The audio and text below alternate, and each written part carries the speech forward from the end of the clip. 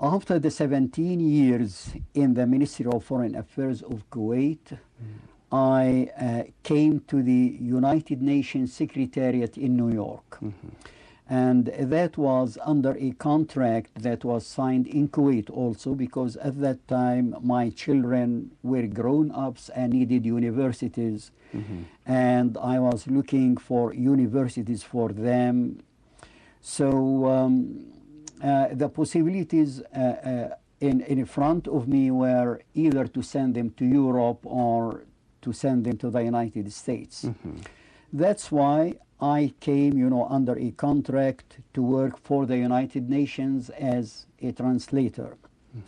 So I came here together with my family, and I worked for the United Nations for 15 years, from 1979 until 1995, when of course, I retired.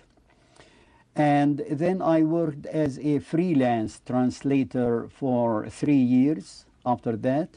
Then, you know, just by chance, I came to this center here in order to greet and welcome the new Imam who had arrived, you know, from Egypt. So I came here, and the new Imam, while we were just chatting together, he offered me a job here to be his assistant, you know.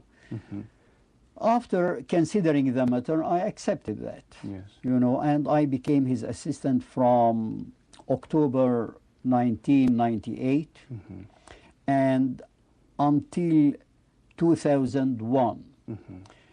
2 weeks after the tragedy of the two towers here in New York, 9/11, the Imam took a vacation, and he went back to his country, Egypt, you know, together with his family, and he decided not to come back to the United States here, because anyway his term of office was about to come to an end.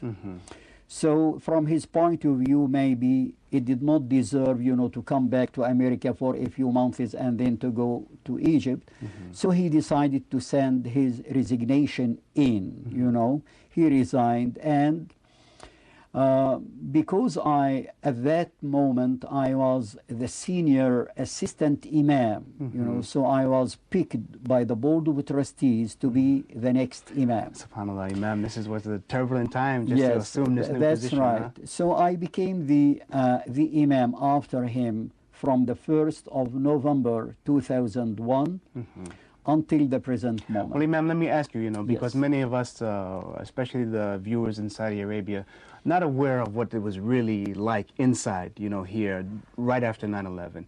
And you just became the Imam, and you had many duties and many things to take care of. So what was it like for the Muslims here in New York immediately after 9/11? What was the situation? Well, indeed, the situation was very critical, you know, and many people were scared, were afraid, in point of fact, because a number of people were killed.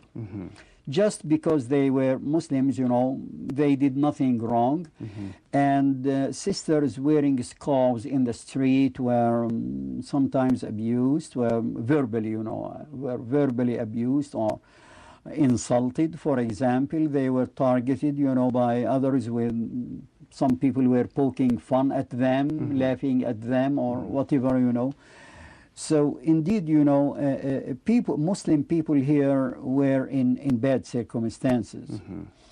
But, you know, I must admit that the authorities here, you know, came to our help. So they sent, you know, for example, security people in order to guard Muslim schools, Muslim centers, and Muslim mosques, in order to see to it that everything was safe, everything was secure. And from my own experience, you know, I can say that nothing negative happened in this center or to this center, you know, since that time. Imam, let me ask you about the dawah effort. Before 9/11, there was one type of dawah effort. And what